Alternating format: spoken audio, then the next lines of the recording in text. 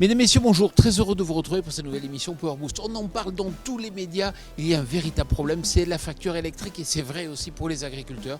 Alors on s'est dit au sein de l'équipe Power Boost, pourquoi ne pas aller dans un salon pour trouver des pistes, des techniques, des solutions, des innovations pour réduire sa facture d'électricité.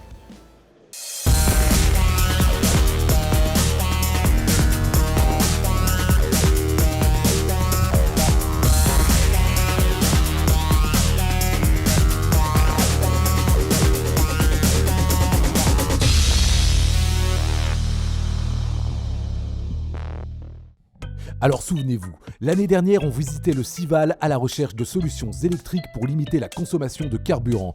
Et cette année, on en est presque à louer des groupes électrogènes pour économiser sur la facture d'électricité. Bref, on vit une époque formidable.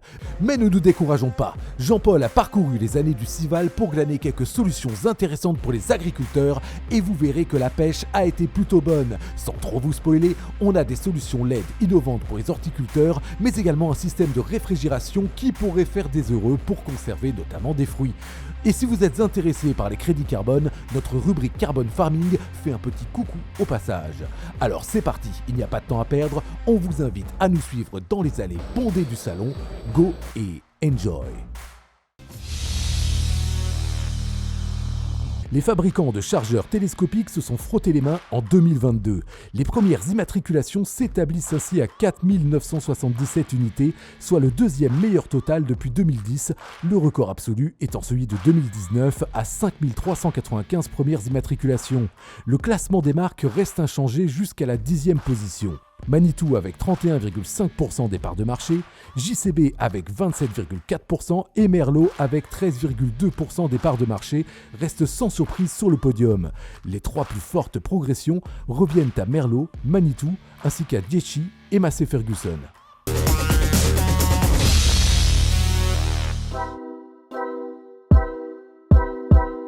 Alors vous savez, on parle beaucoup des boulangers, des menuisiers dont le coût de la facture d'électricité a été multiplié par 2, par 3, par 10, par 15.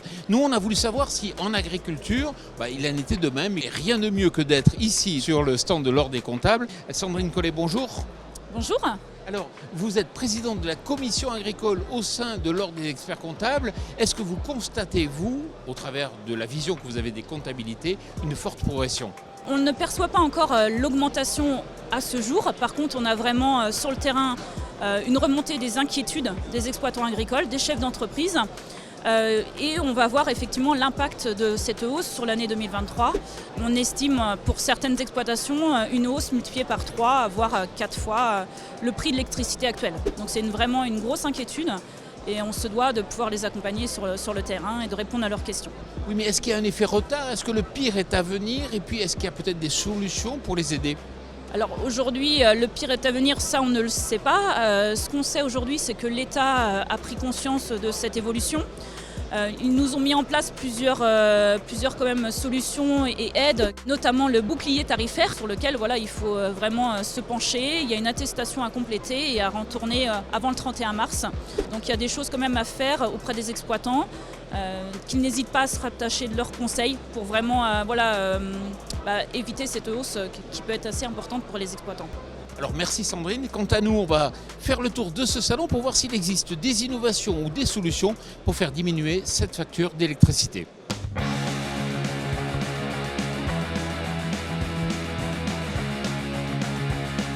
Alors vous le savez peut-être, les ventes de groupes électrogènes ont explosé. Salut Jean-Michel. Bonjour Jean-Paul. Alors Jean-Michel, tu es directeur général de Ferrari France, qui fait partie du groupe BCS. Et ce que je sais, c'est que votre groupe produit des groupes électrogènes. Aujourd'hui, quel délai faut-il pour avoir, si on commande un groupe, pour l'avoir en livraison ? Eh bien aujourd'hui, avec la marque Mosa au sein du groupe BCS, il faut 6 mois. Alors c'est vrai que c'est le bon filon. Oui, on peut dire ça. L'actualité fait qu'en ce moment, on délivre beaucoup de groupes électrogènes. À très bientôt, salut. À bientôt.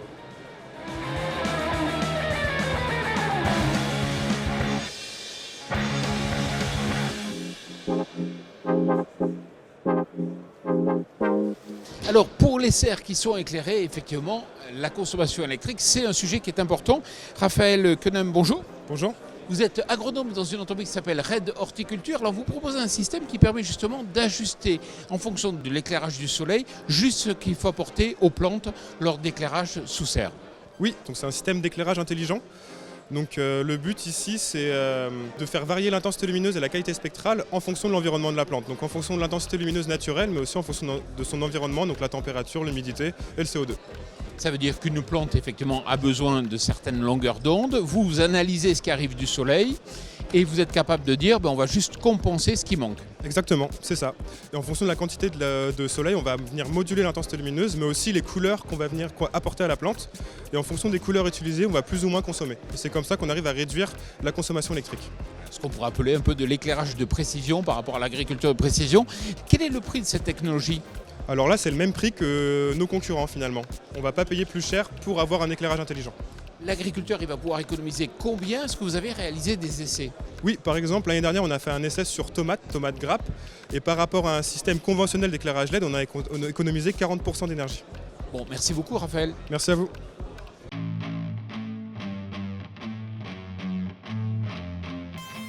Alors il faut être très prudent avec ces contrats de fournisseurs d'électricité.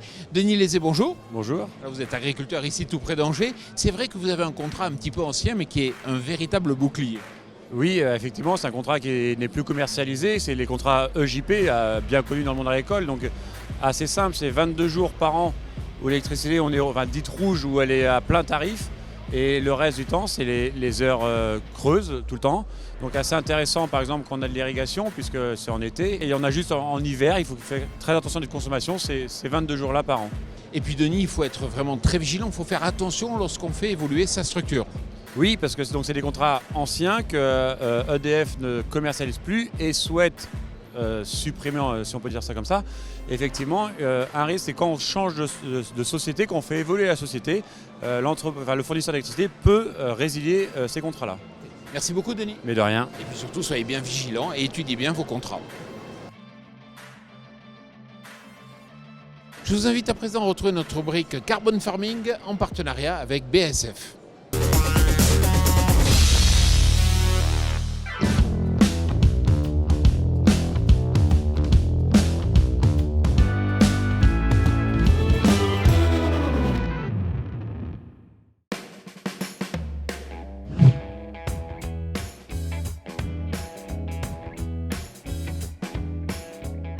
L'Union européenne a annoncé la mise en place d'un nouveau cadre réglementaire pour tout ce qui a trait à la captation carbone. Objectif, arriver à structurer la filière de façon exigeante mais flexible et surtout encourager les acteurs de ce marché à se développer avec une certification directement délivrée par l'Europe. Il faut dire qu'aujourd'hui, il n'y a pas beaucoup de cohésion en Europe sur la captation carbone. En fait, c'est assez hétérogène, même au sein de l'Union européenne, parce que finalement, le carbone, c'est quelque chose qui est assez politique, même en agriculture, et qui est assez tiré par la demande de la société civile et des populations pour avoir des sujets qui soient mis à l'agenda politique. Donc on a des pays qui sont plus avancés. La France, par exemple, est plutôt l'avant-garde en Union européenne pour ces sujets-là. On a un marché qui est en train de se structurer et qui est assez avancé.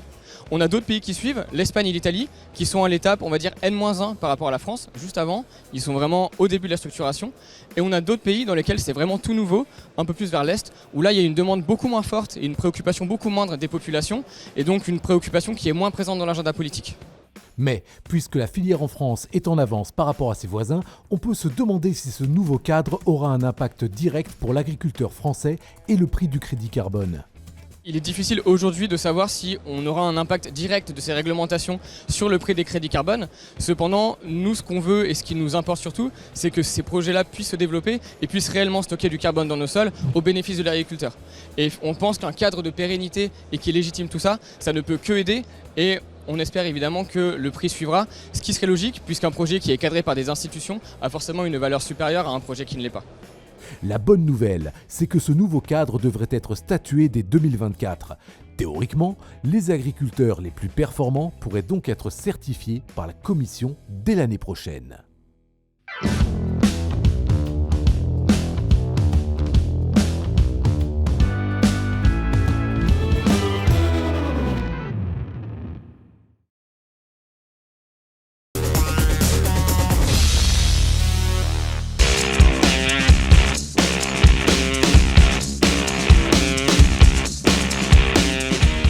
Ça y est, je vous ai trouvé une entreprise qui vous propose 50% d'économie électrique. Benoît Duparc, bonjour. Bonjour. Alors vous êtes président, gérant d'une entreprise qui s'appelle Curef et vous proposez 50% d'économie à tout agriculteur coopérative qui a des chambres froides et qui a besoin de les refroidir. Alors est-ce que vous pouvez m'expliquer comment vous êtes capable de proposer cela ? Oui, c'est ça, je confirme, on peut arriver jusqu'à 50% d'économie d'énergie, suivant les cas de figure bien sûr et les conceptions déjà existantes, mais c'est un chiffre qu'on atteint avec une nouvelle technologie de chiller qu'on est en train de finir de mettre au point là et qu'on va dévoiler dans 3 mois. Oui, mais vous n'allez pas quand même révolutionner le principe de Carnot. Quel est justement le principe de votre offre ? Mais ce que je peux dire en tout cas aujourd'hui, c'est que c'est un nouveau type de compresseur qui vient d'un autre continent et que c'est un système avec un compresseur qui tourne à très grande vitesse, qui ne fait pas de bruit, avec un échangeur noyé, c'est-à-dire que le glycol est immergé dans le fluide avec un pincement extrêmement faible. Et c'est avec ce procédé-là qu'on arrive à réduire la consommation électrique de façon très conséquente, quoi. Oui, mais Benoît, moi je veux des preuves. Quelles preuves je peux avoir que ça marche ? Alors les preuves, c'est que d'une part, on est en train de construire un chiller chez nous à Moissac, parce qu'on est fabricant. Et à côté de ça, on a 3 démonstrateurs qui tournent chez 3 clients français, des arboriculteurs. On a fait intervenir des bureaux d'études externes qui sont très connus. Je ne peux pas dévoiler le nom, mais tout le monde les connaît. Et on les a fait mesurer. On leur a fait mesurer et le résultat parle de lui-même. Et le travail qui a été fait par ces bureaux d'études est irréprochable. Bon, Benoît, merci beaucoup et puis rendez-vous dans 3 mois. Ok, rendez-vous dans 3 mois.